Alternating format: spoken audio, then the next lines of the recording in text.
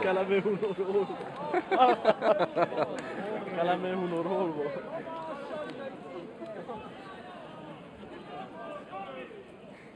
Kegyelem néktek és békesség Istentől, a mi atyánktól, és az ő szent fiától, az Úr Jézus Krisztustól.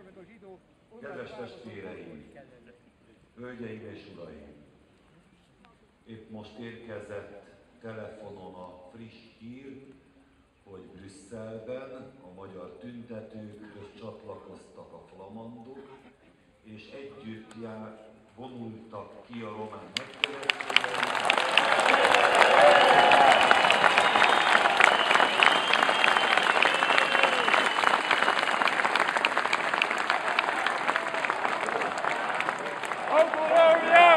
Autonomia!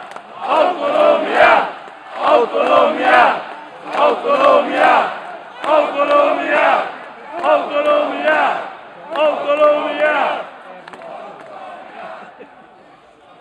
Igen, és átnyújtották a román nagykövetnek a Barroso elnökhöz intézett megkeresésüket, levelüket, a nagykövet úr átvette a levelet. Hát ennyi a rövid hír, részletekről majd később.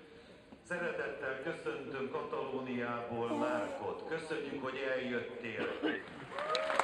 Szeretettel